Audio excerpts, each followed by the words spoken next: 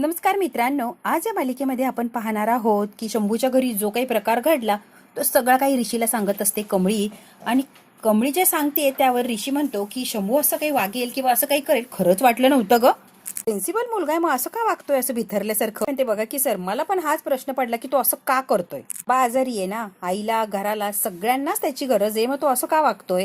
ऋषी म्हणतो हो ना, खरंच त्याच्याकडे बघून असं वाटत नाही. हा शंभू आलेला असतो आणि ऋषी आणि कमळी आता शंभू सोबत बोलत असतात. मी तुझ्या घरी आलो, जे काय ऐकलं जे काय बघितलं त्याच्यावरून जाब विचारते असं अजिबात समजू नका शंभू. म्हणजे तू गैरसमज करू नको. तू जे काय वागला ते तर अजिबातच पटलेलं नाही.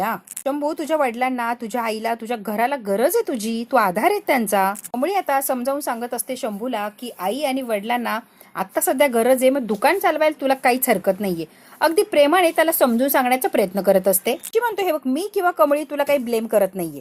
तुझी परिस्थिती आम्हाला कळती, आम्ही समजू शकतोय शंभू. पैशांचं टेन्शन आहे ना, आय अंडरस्टँड. कशाचंच टेन्शन घेऊ नको, तू फक्त अभ्यासाकडे लक्ष दे. फीचं काय करायचंय ना ते मी बघतो.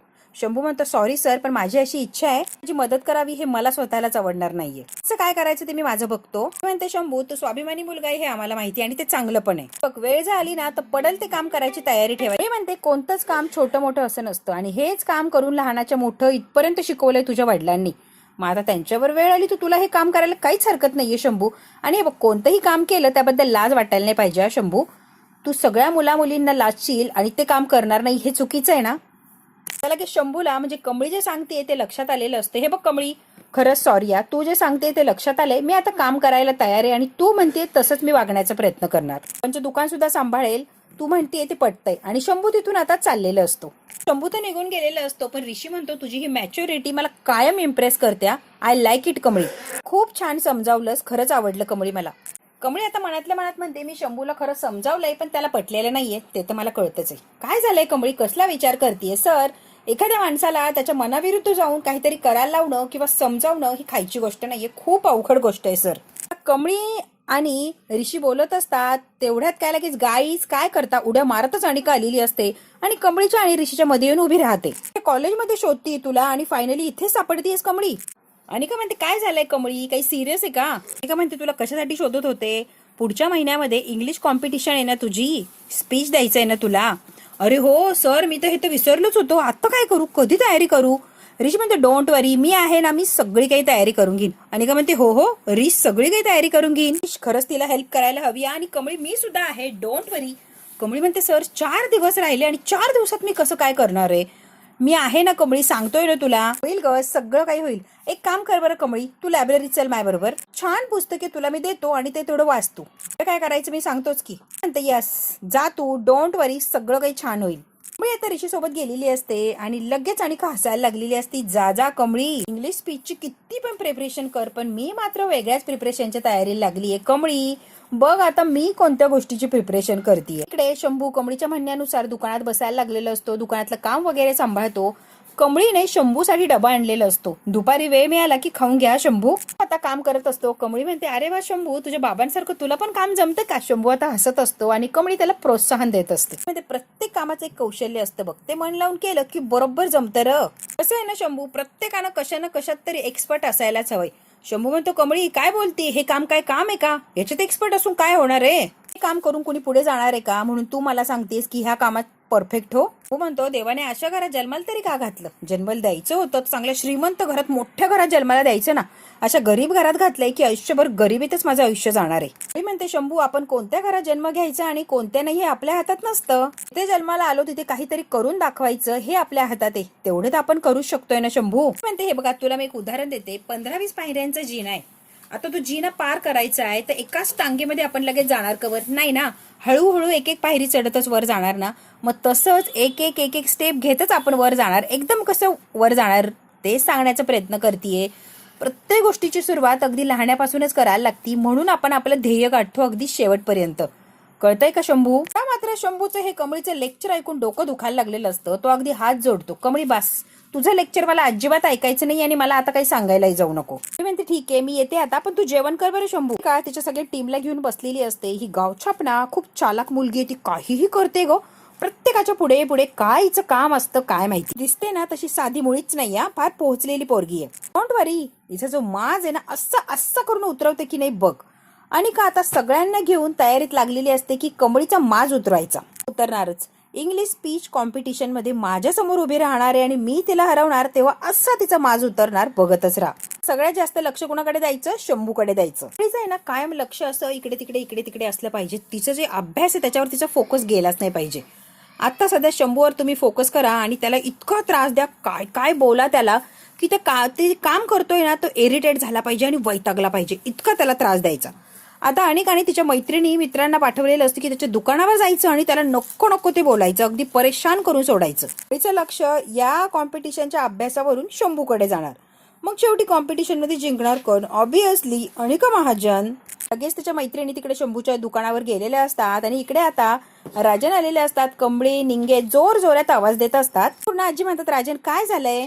उद्या गुढीपाडवा आहे, 3.5 मुहूर्तामधला एक दिवस आणि आपल्याकडे परंपरा आहे सोन्याची वस्तू गिफ्ट घेण्याची, गिफ्ट देण्याची. मुलींसाठी सोन्याच्या वस्तू आणल्यात ग, नेकलेस आणले आई.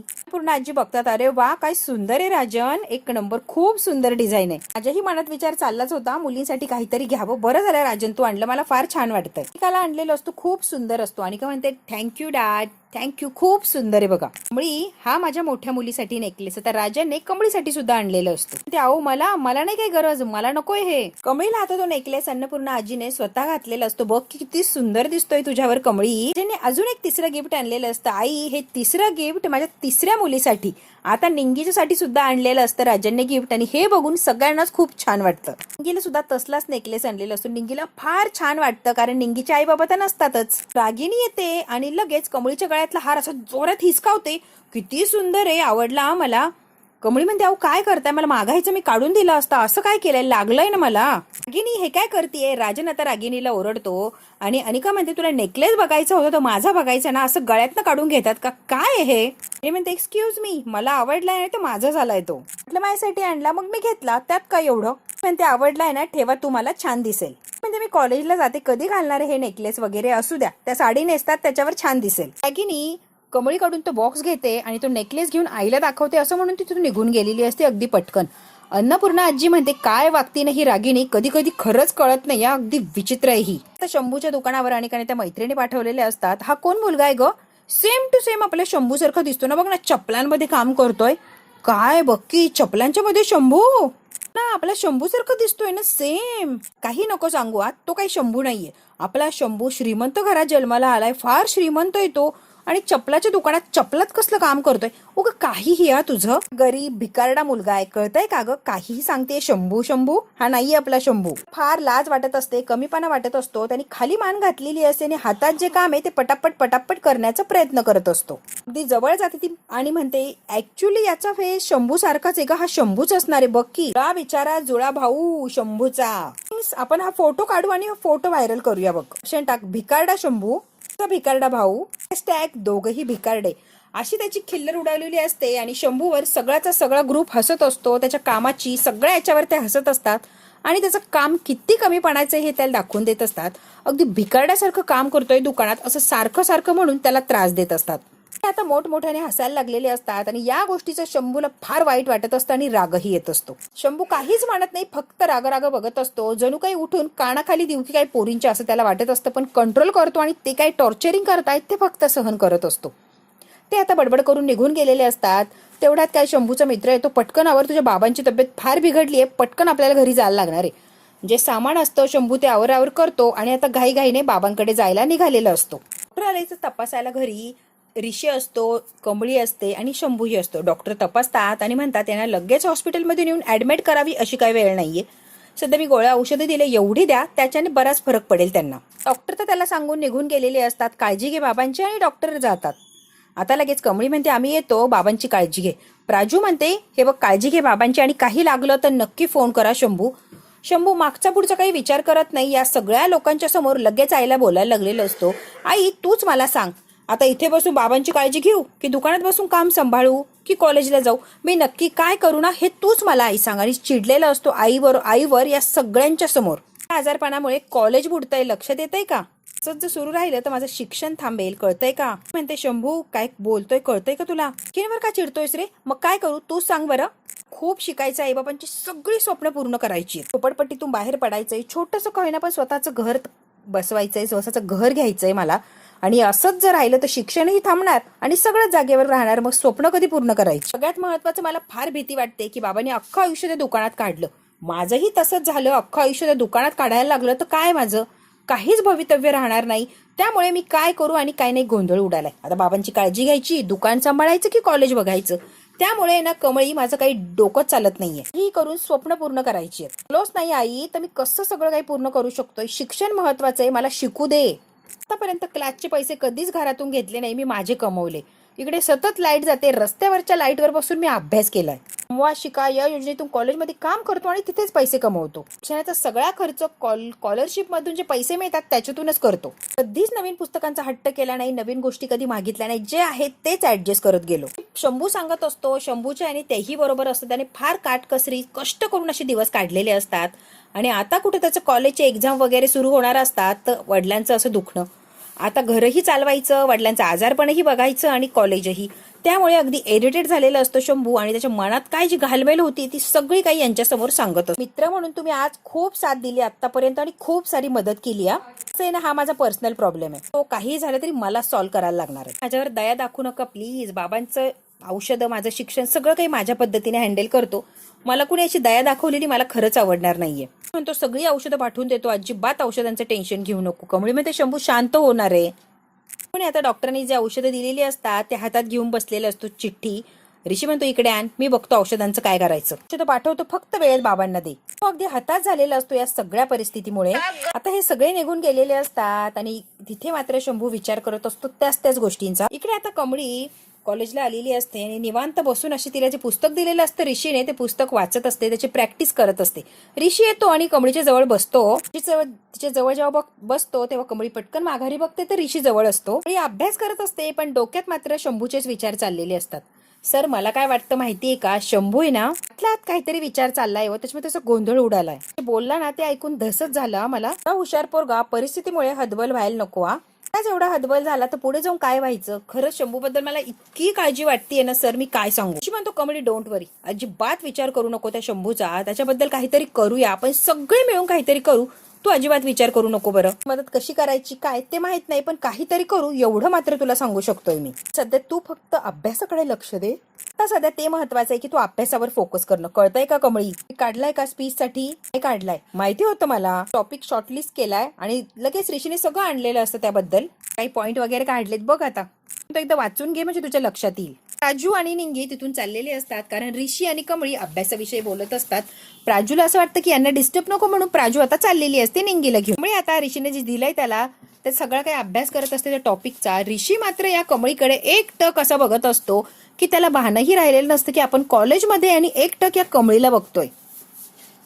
पूर्णपणे कमळीमध्ये ऋषी हरवून गेलेला असतो आणि काय त्या कमळीला बघत असतो.